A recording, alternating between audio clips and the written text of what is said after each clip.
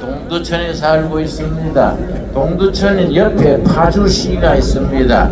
파주시 진동면의 경우에 진동면 투표자 가능수가 144명인데 실제 투표했는 사람은 123명이 됐습니다.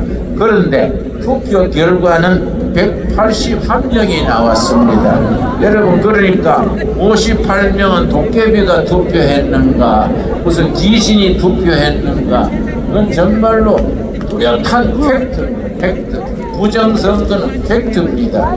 두 번째로 이 사전투표, 이 사전선거, 이거 참 골치 아픈 겁니다. 앞으로 선거법이 개정되면은 사전선거 이걸 없애야 될 줄로 압니다. 파주시 진동면의 경우에 사전투표한 사람은 44명이 됐습니다. 진동면 경우에 사전투표는 44명 했는데 표는 몇 표가 나왔느냐? 114명 표가 나왔습니다. 70명이 어디서 나타났습니까? 이거는 사실입니다. 사실. 그리고 파주시에 100세 이상이 70명 투표한 걸로 나오는데 여러분 153세가 투표한 걸로 나왔습니다. 여러분 197세가 투표한 걸로 나왔습니다. 희한한 일이지요. 197세면은 1823년에 태어난 사람이 투표한 것으로 그렇게 드러났습니다. 정말로 희한한 일 아닙니까? 이런 걸 우리가 제도적으로 완전히 바로잡아 나가야 됩니다. 여러분, 우리가 새로운 시대를 위해서 반드시 짚고 넘어가야 될 일이 중국과의 관계입니다. 여러분, 지난번 3월 1일 날 우리가 이 탄핵 반대 시위를 하는데 한쪽 모퉁이에는 반대 지지 시위를 했습니다. 내가 지나치면서 들어가 보니까 절반은 중국서 말을 하는 것 같아요. 그래서 내가 옆에 가서 니하오 그랬더니 비실비실 피해버리더라고요. 중국이 한국에 왜 그래 관심이 많습니까? 중국은요, 한국을 자기들의 무슨 위성 국가처럼 만들려는 아주 못된 생각을 하고 있습니다. 여러분, 시진핑이 미국 가가지고 미국 대통령을 만나서 하는 말이 코리아는 옛날부터 자기들의 속국이었다. 그러니까 미국이 손대지 마라. 그런 식으로 말했습니다.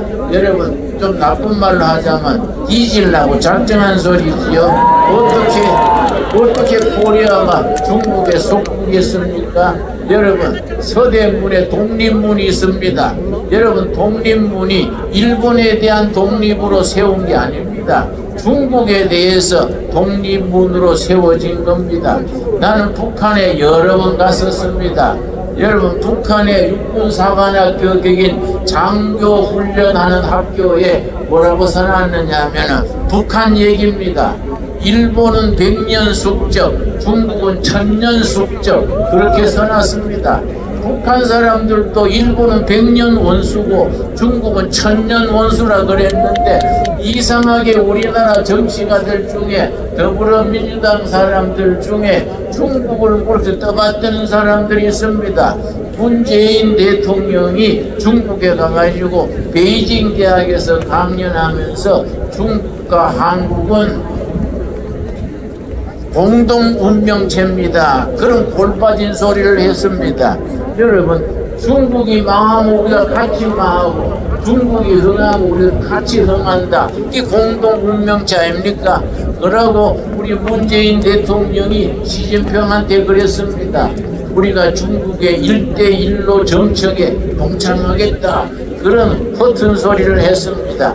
그런 사람들이, 그런 생각을 가진 사람들이 국회당에 모이면은 국회의사당이 올민당 되지 않겠습니까?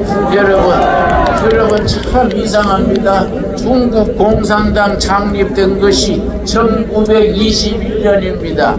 100주년 되는 게 2021년에 100주년 기념대회를 했는데 전 세계 공산당이 전부 깃발을 뽑아놨는데 그 중간에 더불어민주당 깃발이 그 있었습니다. 참 이상하지요? 여러분 그거 알고 계십니까? 중국 공산당 100주년 창립 기념대회에 더불어민주당 당기가 꼽혀 있다는 거 나는 이해가 안 가요. 왜 그런 짓을 하는가? 이런 거 여러분 바로잡아야 됩니다. 여러분 우리나라가 정말로 중국에 대해서 얼마나